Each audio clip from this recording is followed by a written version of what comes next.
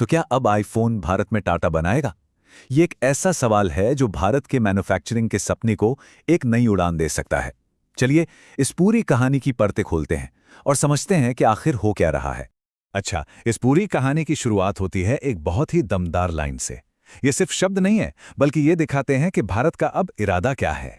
ये सिर्फ एक कहावत नहीं है, ये वो सोच है, वो जज्बा है, जिसके साथ भारत अब ग्लोबल मैन्युफैक्चरिंग की दुनिया में उतर रहा है। मतलब, एक बार जब कुछ करने की ठान ली तो फिर पीछे हटने का सवाल ही नहीं उठता, बल्कि सारे रिकॉर्ड तोड़ने का इरादा है। तो इस जबरदस्त इरादे के पीछे की असली खबर क्या है? क्या वाकई में भारत का सबसे बड़ा और सबसे भरोसेमंद ग्रुप अब दुनिया का सबसे पॉपुलर फोन बनाएगा? जी हां, ये खबर अब 100% पक्की है। टाटा ग्रुप अब ऑफिशियली आईफोन असेंबली के फील्ड में कदम रख रहा है। सोचिए, एक ऐसा एरिया जिसमें अब तक सिर्फ विदेशी कंपनियों का दबदबा था, अब वहां एक भारतीय कंपनी अपनी पहचान बनाने जा रही है। ये भारत के मेक इन इंडिया मिशन के लिए एक जबरदस्त बूस्ट है। अब ये समझने के लिए कि टाटा का ये कदम आखिर इतना बड़ा क्यों है, पहले ये जानना जरूरी है कि भाई अब तक भारत में आईफोन कौन बना रहा था। तो देखिए, अब तक इंडिया में आईफोन असेंबली का जो खेल था वो मुख्य रूप से 3 विदेशी कंपनियों के हाथ में था: फॉक्सकॉन, पेगाट्रॉन और विस्ट्रॉन। इन्हीं तीनों ने भारत में आईफोन बनाने का पूरा इकोसिस्टम तैयार किया था।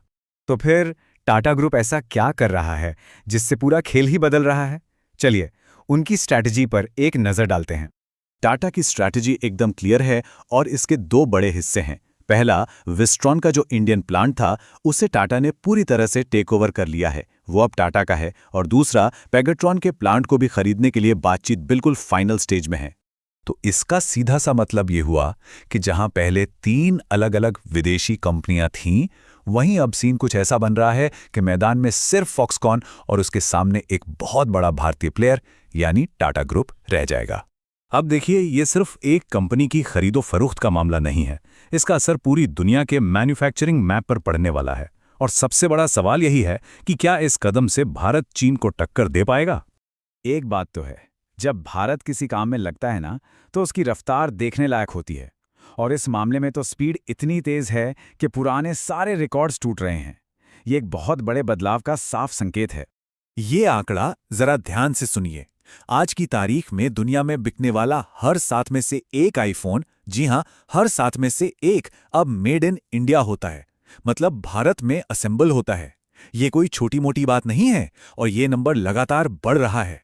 और इसी जबरदस्त रफ्तार को देखकर एक्सपर्ट्स ये भविष्यवाणी कर रहे हैं। उनका मानना है कि जिस स्पीड से भारत आगे बढ़ रहा है, वो दिन शायद दूर नहीं जब मैन्युफैक्चरिंग में भारत चीन को भी पीछे छोड़ सकता है। तो आखिर में सवाल यही बचता है, क्या टाटा ग्रुप का आईफोन बनाना सिर्फ एक बिजनेस डील है, या फिर ये वो ऐतिहासिक कदम है जो भारत को दुनिया की अगली ग्लोबल मैन्युफैक्चरिंग सुपर पावर बनाने की राह पर ले जाएगा? खैर, इसका जवाब तो हमें आने वाला वक्त ही देगा।